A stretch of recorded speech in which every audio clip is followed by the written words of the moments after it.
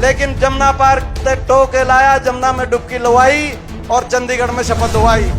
आज के दिन बाबू बेटा अपने से बाहर तो सोच ही नहीं सकते। बुढ़ापा पेंशन का समझौता नहीं था, हरियाणा में भ्रष्टाचार करने का समझौता था।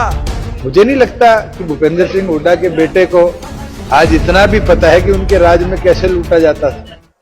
दूसरा एक और नारा आया, दुष्यंत चौटाला नामक एक पार्टी बनी, जेजेपी पार्टी बनी थी कि नहीं बनी थी, वो भी एक नारा आया। क्या कहा? जमुना पार। एक कहा करता 75 पार, दूसरे ने कहा जमुना पार। इलेक्शन का नतीजा आते दोनों बन गए पक्के यार। न्यू क्या करता बीजेपी ने करो जमुना पार। बीजेपी तो कर दी थी लोगों ने जमुना पार, लेकिन जमुना पार तक टो के लाया, जमुना में डुबकी लवाई और चंडीगढ़ में शपथ हुआई। यह बनी कि नहीं बनी? और कह दिया कि 5100 बुढ़ापा पेंशन का समझौता कर रहे हैं, 75% फैक्ट्रियों में हरियाणा के नौजवान का समझौता कर रहे हैं। आज तक दोनों लागू नहीं हुए। हमने कहा था कि बीजेपी के खिलाफ वोट दिया लोगों ने, आप हमारा समर्थन करो, 5100 पेंशन पहले दिन से लागू करेंगे।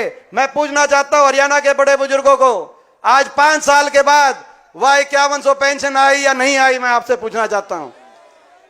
ज्यादा इंतजार नहीं करना पड़ेगा आपको भी, 6 महीने की बात है।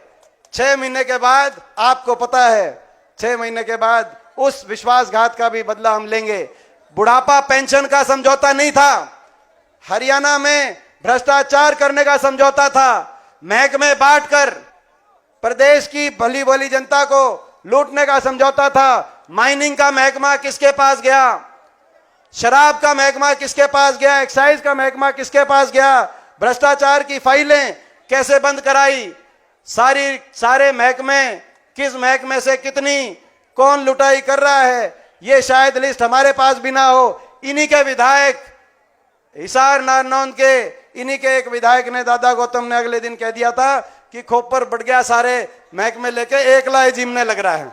यही कहा था ना, एक लाई जीमने। भ्रष्टाचार की भेंट चढ़ गया हरियाणा। कोई नई चीज उनके मुंह से निकली हो तो बताओ। आज के दिन बाबू बेटा अपने से बाहर तो सोच ही नहीं सकते। उनका तो एक आई मी माई सेल्फ का एजेंडा है, और उस एजेंडा के ऊपर 10 साल उनने इस प्रदेश को लूटा। 63,000 एकड़ से ज्यादा प्राइवेट बिल्डरों को लैंड एक्वायर करके दी। सुप्रीम कोर्ट के निर्णय आ लिए इस पर। एक भी भर्ती उनकी सरकार की ऐसी नहीं है जो कोर्ट ने स्ट्राइक डाउन ना करी। युवा के साथ खिलवाड़ किया। मुझे नहीं लगता कि भूपेंद्र सिंह हुड्डा के बेटे को आज इतना भी पता है कि उनके राज्य में कैसे लूटा जाता था।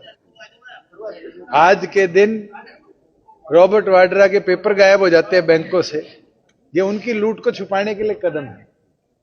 मैं ये मानता हूं कि हमारी सरकार ने बड़े क्लियर विजन के साथ पूरे हरियाणा के 90 कॉन्स्टिट्यूएंसीज का विकास कराया।